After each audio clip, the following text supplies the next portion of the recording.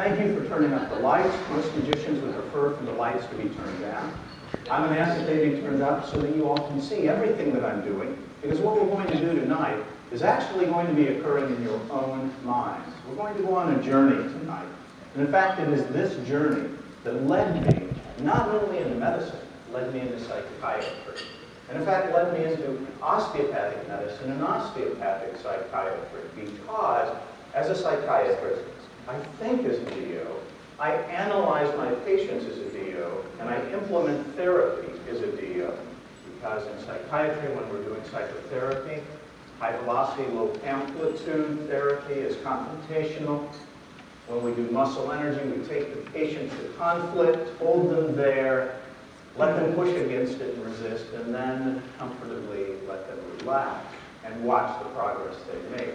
Indirect technique is when we allow the patients to go in the direction they want to go. And as they do so, they slowly release and let go of the issues that are really upsetting them. And we let the conflict calm down.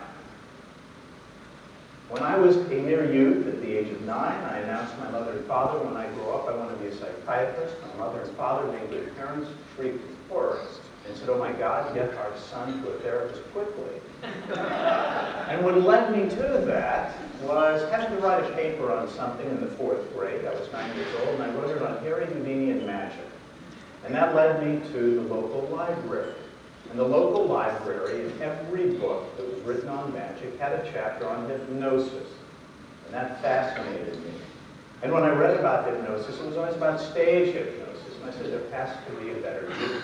There has to be a better application. There has to be something that really helps people. And that then led me into the arena of medical hypnosis. And I read about Anton Mesmer and the work that he did. And then ultimately it led me to my hero, hence my beard, Sigmund Freud. Freud started out doing hypnosis work and then ultimately left hypnosis and moved on into his own form of psychotherapy. It was the hypnosis that fascinated me and with which I've stayed for a very long time and still utilize it in my practice, that led me to writings of physicians and scientists into the powers of the mind and the energy that exists within us. And as osteopathic physicians, we're very well aware of the energy, because very much, as Dr. Miller highlighted tonight, it is the laying on of hands that has so much power, and it makes us unique as DOs. That energy, all too often we're not even certain if we can really quantify it or qualify it. And I thought I would demonstrate it here tonight to start out our evening. And so I'm going to ask, if I may, I'm going to have 2 individuals come forward. And again, please, no stress. Gee, I sound like a psychiatrist. No stress, please. I'm going to ask, if I may, I'm going to ask if both of you will come forward, please. Yes. I'll have you, yes. Right.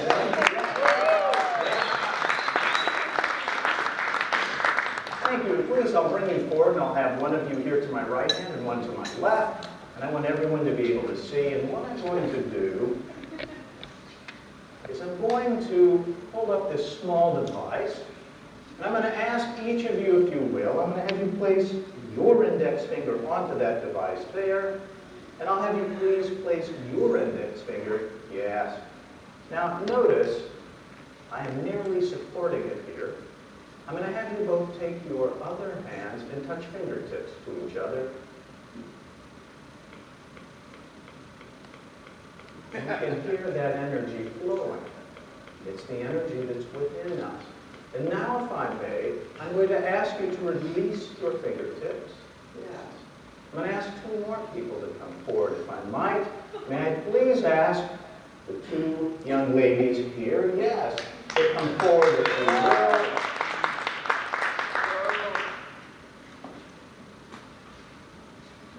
And I'm going to ask, yes, if you'll come to the right, and if you'll come over to the left, and if you 2 will join hands, please, and if you 2 will join, and then if you 2 will touch fingertips,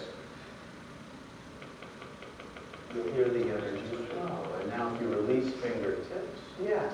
Now please, you may all relax, and you may all return to your seats. Yes, thank you. Thank you for your time. We could actually take all in the room and make a very large circle. And as the last two individuals of that circle touch fingers, you'll hear the energy flowing. Because the energy is real. It's who we are and how we are. And it's, again, what we tap into as DOs. Now, that same energy we can harness. We're going to attempt an experiment in the here and the now. And I am going to talk a moment about something, a block of wood and a bottle of water. Now, what do these two represent? We know that from scientific study that the human body consists anywhere from about 68 to 72% of water. It is the substance of life. And we know that, in fact, when there is a sickness in a body, the cells that surround the sick area are missing an electron for cells of water. And when the electron is replaced, health returns. This block of wood at one time was alive, was vibrant, it was filled with water. It was part of a tree, a living organism, a bottle of water.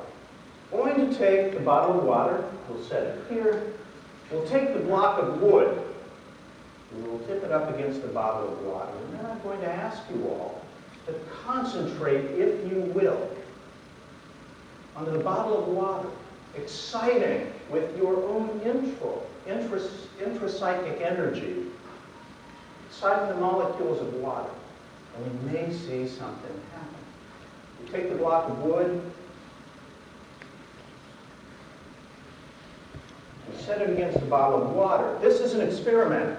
Is I'm going to ask you all to concentrate, if you will, onto the bottle of water, bringing about excitation of the molecules of the water so that hopefully they will pass through the plastic back into the wood, causing some type of movement.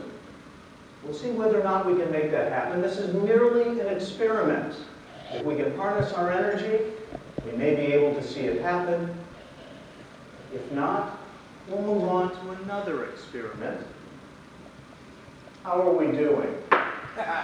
Yes, please give yourself a round of applause.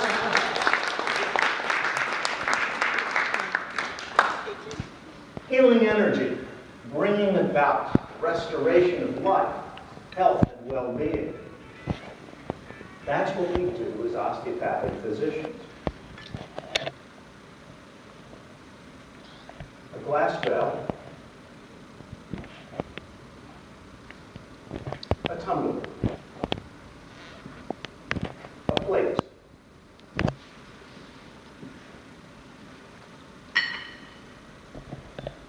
decks of cards. And in fact, what's interesting, I use the deck of cards as a magician. I set it on top of the tumbler, I put the glass there, I cover it with the bell, and I want you to focus now the energy that you think of as unhealing energy into the glass bell. Because this is the kind of energy that our patients experience when they come to us. And as you watch, and as you feel that energy that you're releasing and getting rid of, we're going to see what happens. Yes, you see, negative energy can have as powerful a consequence as positive energy. This is what our patients experience, the negative energy. And we're going to move forward now. And we're going to move into other areas of the mind. Before we do, I'm going to ask if there is anyone amongst us here tonight who has upon him or herself a dollar bill. Not to worry, you'll get it back at the end of the evening. A single dollar bill. Ah, a dollar bill. Okay, may I? Well, okay, thanks. Dr. Ely has it for us. Dr. Ely, I'm going to ask you, if you will, to take your dollar bill, place it into this envelope, and then I'm going to ask you to seal the envelope, and I think either you peel off and it seals. Excellent. And then I will ask you to take that envelope and place it into the next envelope.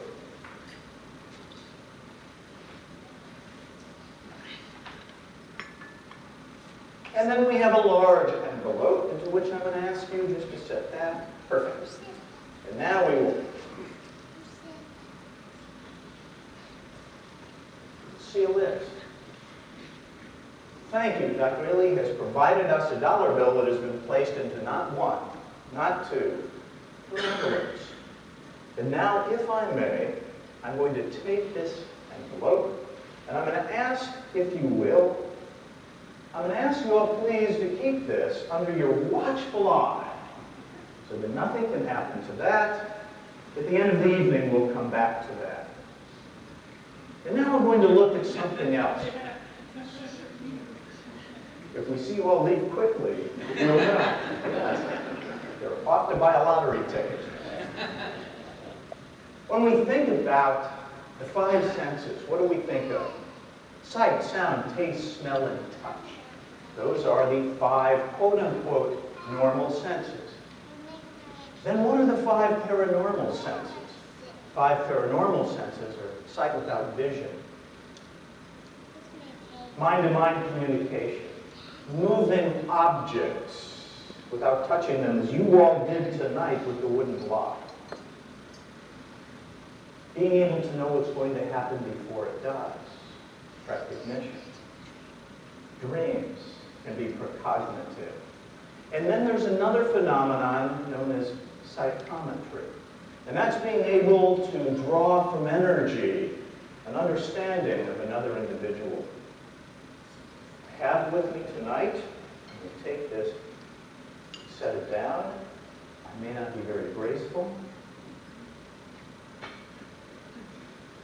Remove that from the table because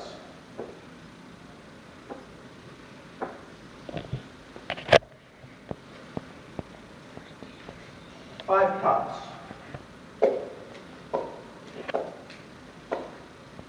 Five stands and one sharp titanium spike.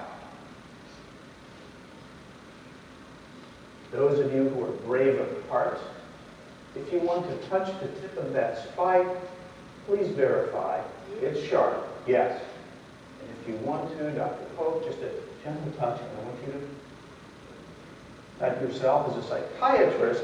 The extent of my internal medicine is in how do you feel about that laceration? And now I'm going to ask, if I might, without causing yourself any injury, may I hand you this spike? Please do not touch the tip.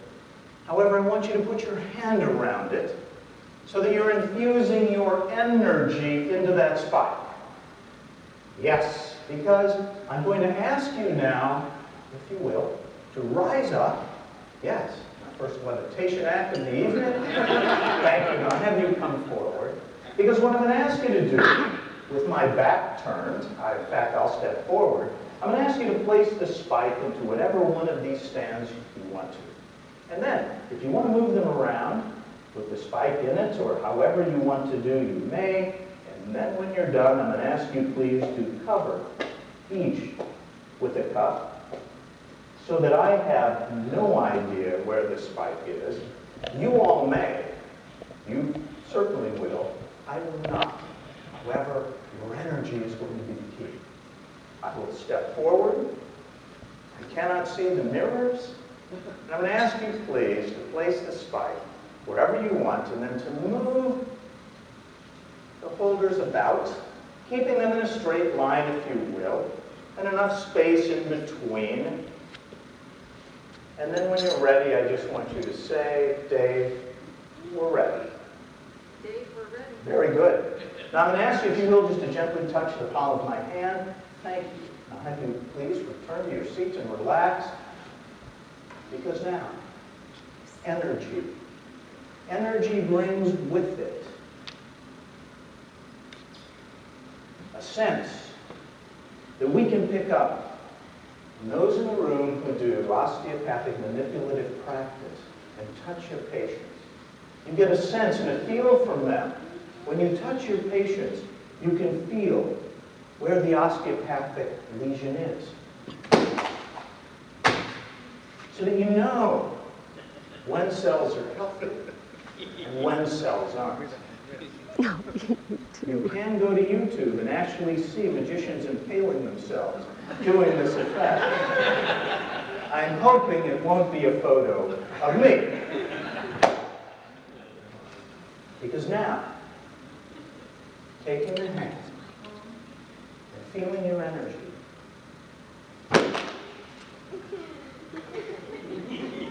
we're now looking through the power of feeling and reading energy, which means life, and which means a change in life. Because you see, that leaves us with one and only one. And with your permission now, I state this is what the spike is. And again, I thank you very much.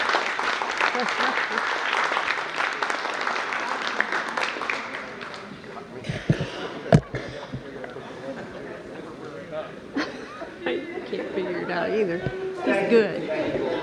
I pause for a drink. It's lemonade. Sorry, it's iced tea, but it's very, very good.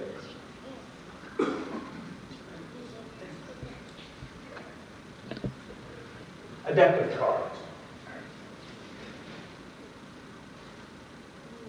Interestingly enough, if we think about a deck of cards, what do we think about? Well, I ask this, if I may. Dr. Miller, do you know how many cards there are in a typical deck of playing cards without the jokers? 52, absolutely. Bless you. Bless you. And can you tell me, please, how many weeks are there in the year? 52, that's correct. And, Dr. Miller, do you know how many suits there are in a deck of playing cards? 4, yes. Clubs, hearts, spades, and diamonds. And can you tell me, please, how many seasons are there in the year, at least where I'm from? 4, winter, spring, summer, and fall. Dr. Miller, do you know how many cards there are in each suit? No stress, please. 13, you're absolutely right.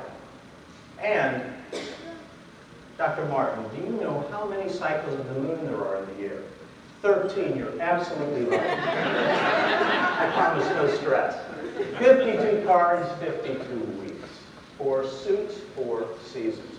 13 cards per suit, 13 cycles of the moon. Coincidence, you ask? Au contraire. I took 7 years of French, that's all I remember. My mother would be proud to know that I used that here tonight. Cards were originally created to serve as almanacs of life, to help us divine the future from nature. Created in Korea, made out of wood. Moved to China, where they were converted to paper. In China, they were moved to Europe, where the court cards were added to give us the pasteboards for games of entertainment, opportunity, and chance that we have. 52 cards. If I may, I'm going to ask, would you please say stop at any time? Very good. I'm going to have you please remove the card without looking at it. I just want you to take the card. Yes. Perfect. Because now I'm going to take the deck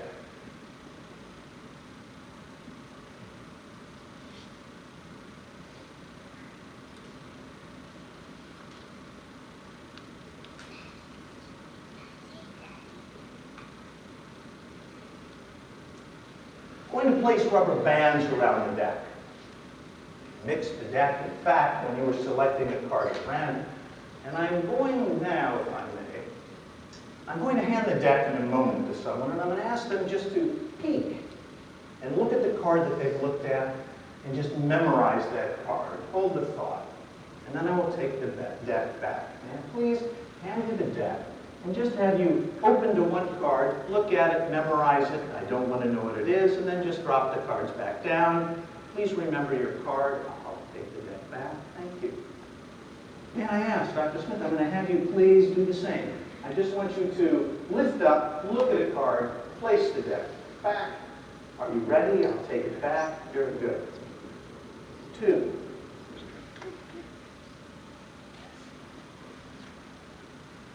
If I may, I'm going to ask you just to lift the deck and peek with Dad.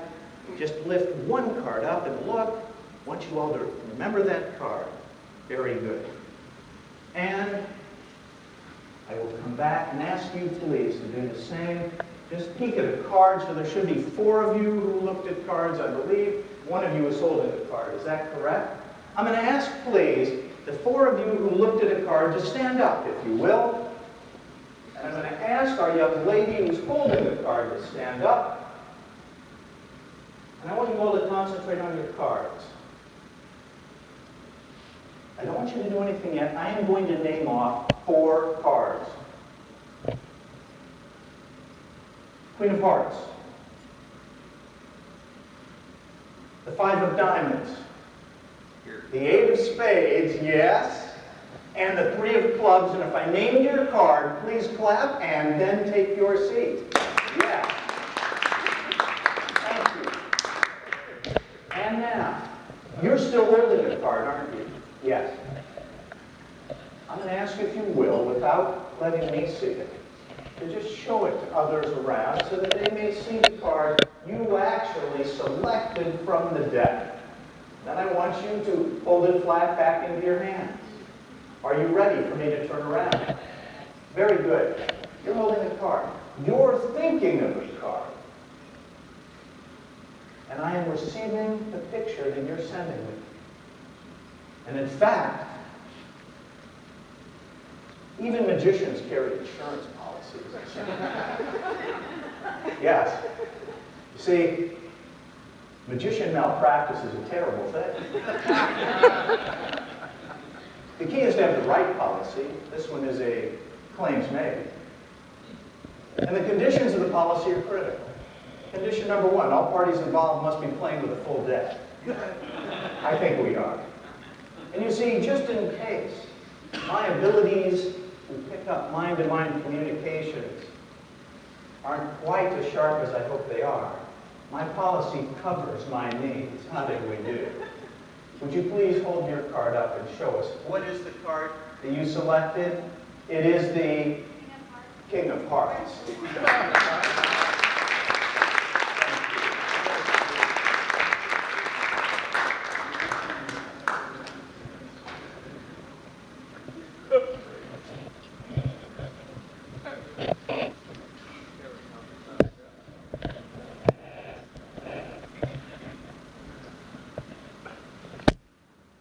Where I'm from, the game of bingo is big. And I don't know if much bingo is played in this neck of the woods, yes? Does anyone here play bingo and enjoy bingo? Yes, okay, very good. On my bingo cards, I have numbers from 1 to 47, random on all the different cards. I'm going to ask you, if you will, please, to silently think of a number from 1 to 47. Just think of that number. When you have your number, I just want you to say, Dave, I have my number. Okay, very good. Because we're going to utilize, as our focus tonight, the number you're thinking of. Do you see your number anywhere on that card? Don't tell me your number, just let me know if you see it. No, it's not on that card. Do you see your number anywhere on that card? Yes. All right. Do you see your number anywhere on that card? Please take your time. No. Do you see it anywhere on that card? Do you see your number anywhere on that card? We are not looking at it. What's that? Yes, I see it. Okay. Do you see your number anywhere on that card? No. Okay, very good. You're thinking of a number. You looked on the card to see if your number appeared on any one of these bingo cards. And the number you're thinking of is an important number. And the number you're sending me is important because our lives are very much based on something very important, and that's the calendar. Our lives are very much based upon our working period and working frame. And please, when I tell you what you're thinking, if I get it right, I want you to get all excited because you're thinking of the number of the calendar 12. Is that correct? Yes. Thank you. Thank you. Thank you.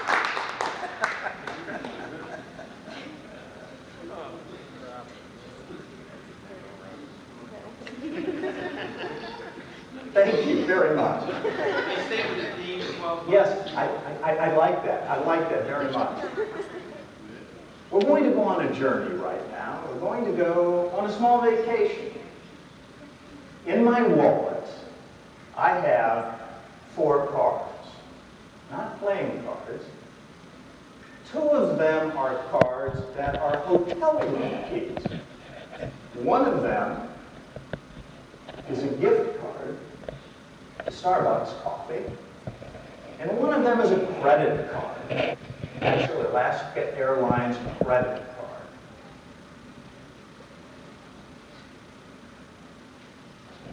And I'm going to hand my wallet, if I may. May I hand you the, yes, may I hand you the wallet? And I'm going to step back, and I'm going to ask you, please, if you will open the wallet, and you will notice inside are 4 different cards. Now I'm going to turn around, so please don't take anything out yet, okay? You see the 4 cards, yes? Okay, because what I'm going to do is I'm going to face the other way and ask you just to remove 1. And you may remove 1 now. And then I'll have you close the wallet, if you will. Close it, please, so that I may remove the wallet from you. However, I don't want to look at it, so I want you to hand it to me with the edge. Yes, so I can't see inside of it. Very good.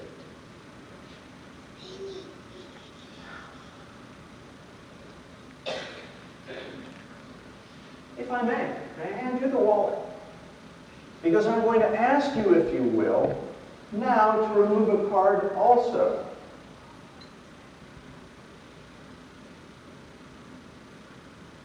Okay. And now I have to close the wallet. And take it back. Very good. Thank you.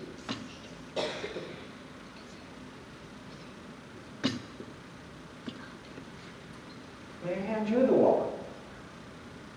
I am going to turn my back and ask you to open it and remove 1 card. And now I have to close the wallet. And I'm going to take it back. Very good, thank you. And now, may I hand you the wallet? If my math is right, there's only 1 left. I'm going to have you open the wallet and please remove the last card, whatever that is. And then I'll have you close the wallet and I'll take it back. Are you ready? Yes. Very good. Thank you. Thank you. That's okay. That's good. Because if I may, you didn't take the money. However, you probably took the most important card there is, because I believe, if I'm correct, and after I tell you, then I'll have you hold it up. Or don't hold it up yet, but you took the Alaska Airlines credit card. So you're sitting with the money. Is that correct? Correct. Yes. And if I am correct, you're taking care of the coffee. You took the coffee card. Is that right? If you'll hold that up, please, and show. Yes.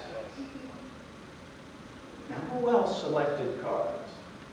Please don't hold up your cards, but hold up your hands. Yes. Because, if I am correct, both of you went to hotels. And if I am right,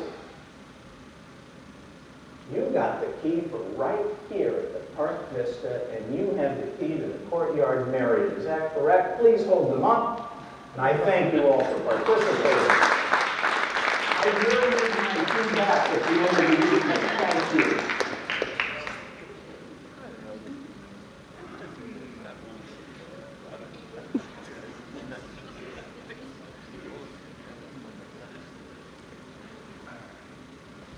It has often been said, never judge a book by its cover.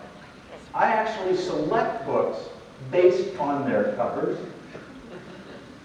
Barnes Noble is great because they have that section when you walk in the front door of all those books that they're wanting to move out the front door. And so I picked those up at a great discount. The Del Shannon Mysteries reminds us that so much of what we do in medicine is still a mystery. We're looking for answers. We don't have them all. And it's okay to say to patients, we don't know. It's okay to say that. In fact, tonight, before you go to bed, I want you to get in front of the mirror there in the bathroom and put a smile on your face and say, we don't know. And it's okay. We as physicians feel ourselves to be scientists. So much of what we do in medicine is trial and error, and it's frustrating.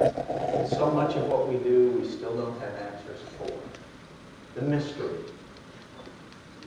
The ultimate flashback.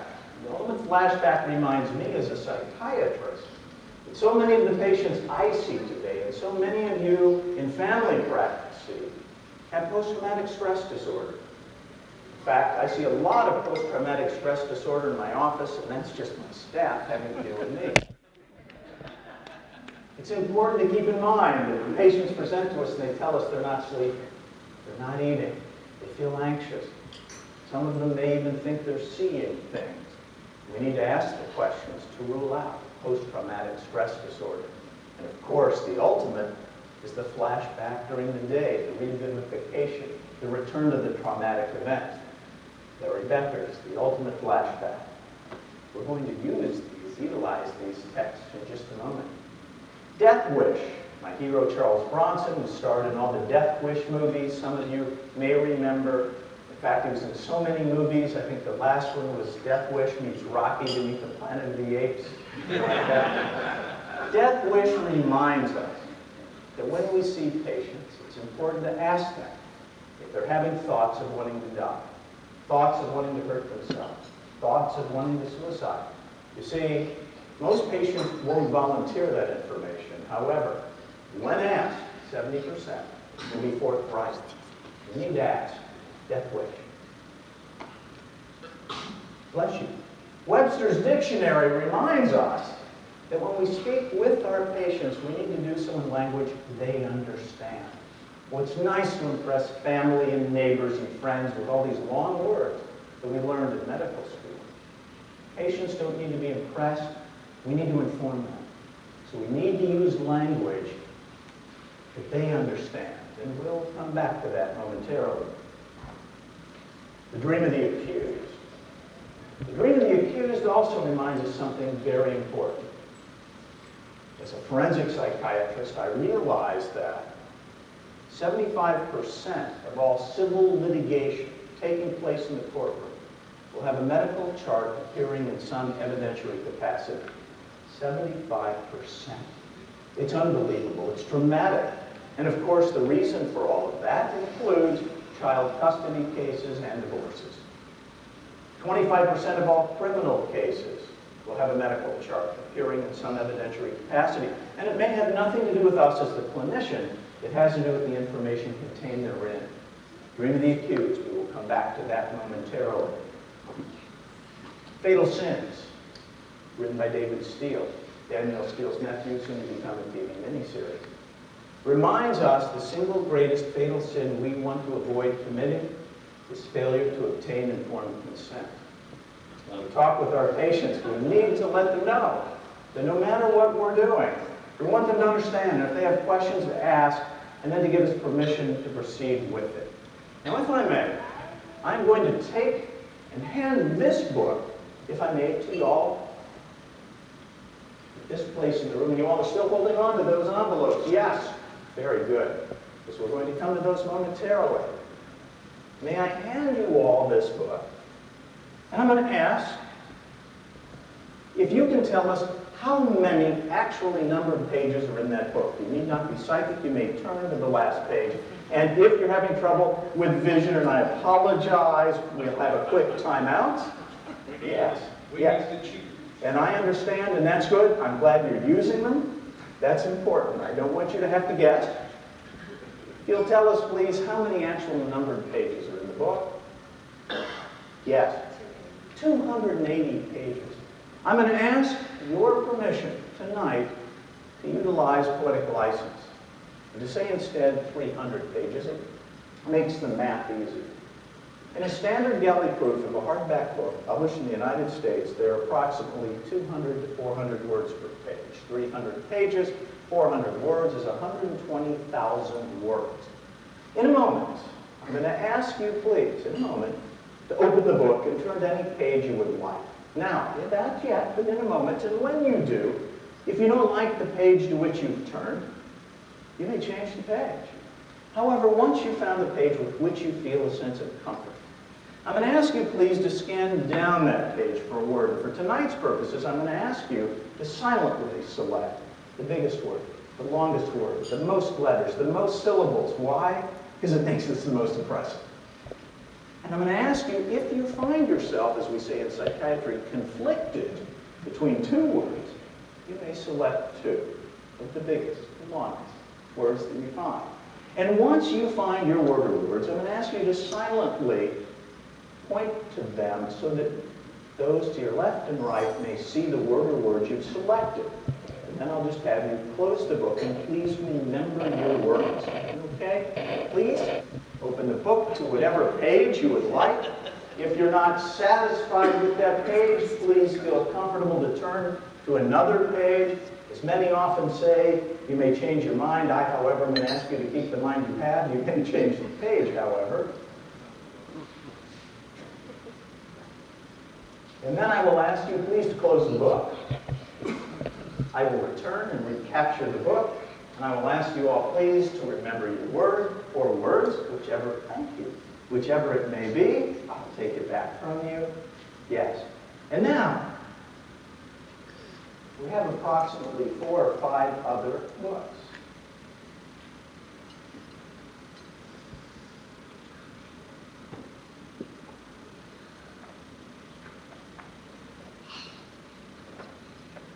I don't want to embarrass anyone. I don't want anyone to feel stressed. So I'm going to ask, do you want to say things or something to apply? Things like Stephen. I hand you the dictionary. It's okay. No stress. Please just hold on to that, if you will. Just hold on to the dictionary. And if I may, I'm going to ask you in a moment just to say stop on any page. When you're ready, just say stop. Very good. I'm going to have you please look at the first word at the top of that page. I want you please to remember that. You selected 2 pages at random. Is that correct? I want you please to look at the 2 page numbers that were selected. I don't want to know what they are, but do you see the page numbers? Very good. I'm going to step away. I'm going to close the book. And when I step away, I'm going to ask you please to turn to those 2 pages in your dictionary. I'm going to ask you to turn to those 2 pages in the dictionary.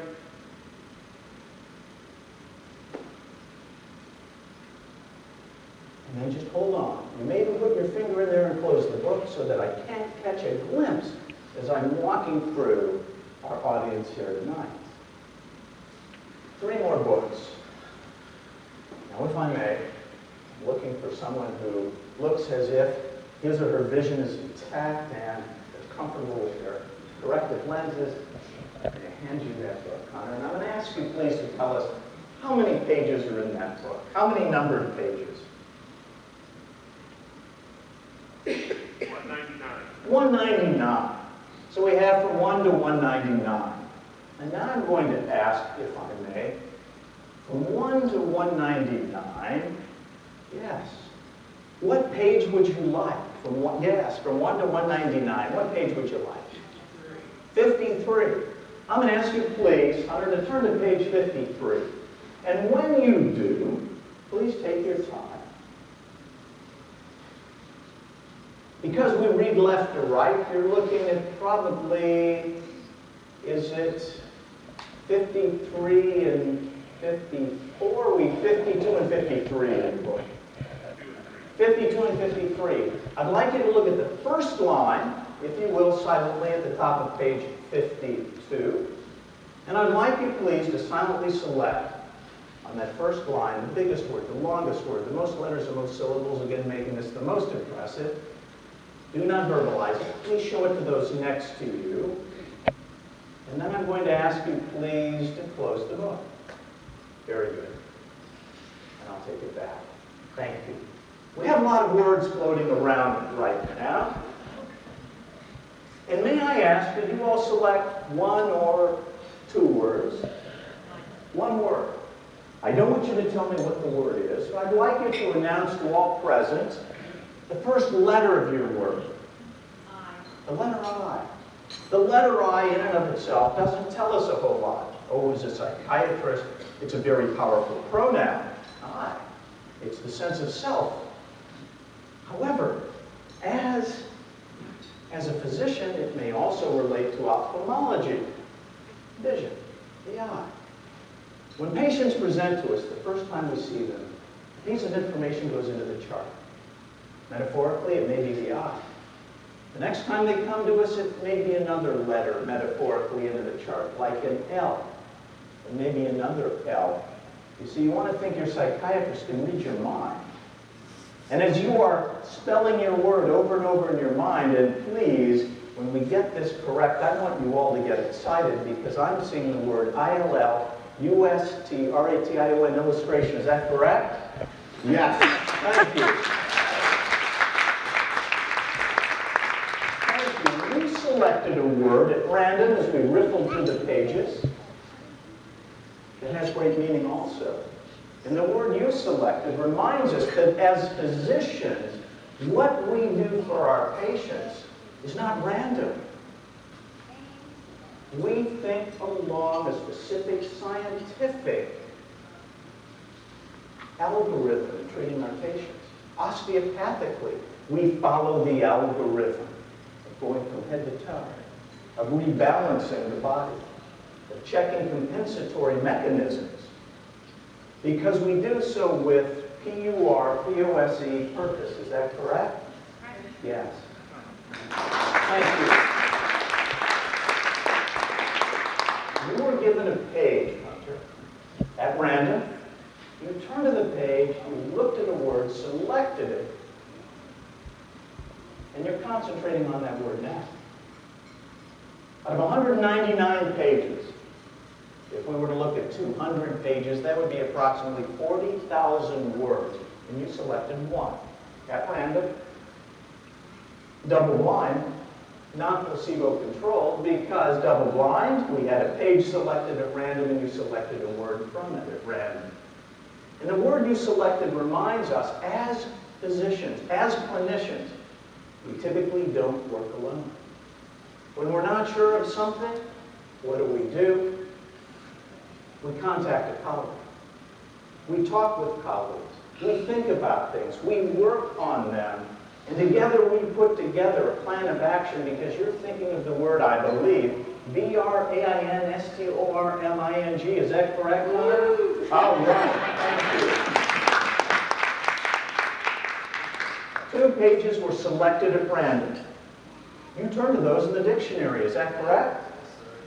The dictionary has 2 columns of defined words on each page. Is that correct? So we have columns 1, 2, 3, and 4. Now I'm going to ask, if I may, what column would you like? 1, 2, 3, or 4? 3. 3. I'm going to ask you please to turn to column 3. When you open the 2 pages back, column 3. I want you to focus on that carefully. Because the word you selected at random that you're focusing on reminds us that as clinicians, we have to be very careful about our diagnoses. Because our diagnoses ultimately become prior existing conditions for our patients. Because we are creating for them, and if this is correct, I want you to get excited, an E-A-R-M-A-R-K. Is that correct? All right.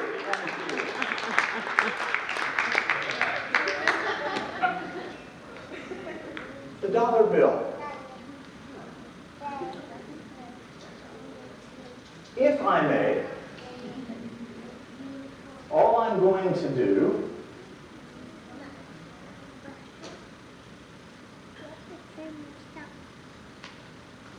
is the rest will be up to you.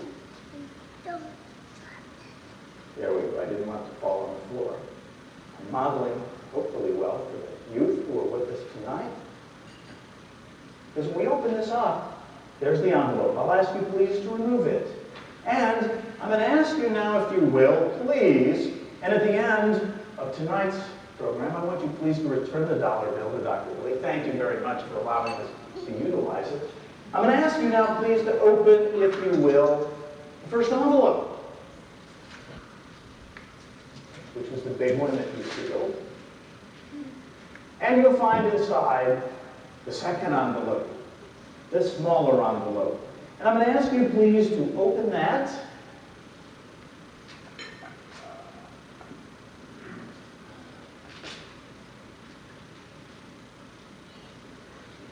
And I'm going to ask you, I don't want to see the bill. I'm going to ask you, please, to look at the bill. Every United States piece of currency, whether it be $1, a $5, a 10, a 20, a 50, or a 100, has a unique number on it called a serial number. You selected a bill at random out of your own pocket, wallet. You're holding that bill. I'm going to ask you now, please, to look at that bill, and I want you to send to me those numbers. Because I'm getting the impression of a G, and an 8, and a 1, and a 9, and an 8, and a 0, and a 2, and a 9, and a 9, and a letter. Don't tell me yet, but how are we doing? Good. A letter B. Correct. All right, thank you. Thank you. That is Dr. Reilly's bill. We want to be sure to get that back to him. I want to thank you all for coming out tonight and staying for the performance here. It's been a pleasure to be with you all. It's always a pleasure to be at TOMA. For me, it's coming home. Thank you all very, very much, and please have a great rest of your evening. Thank you.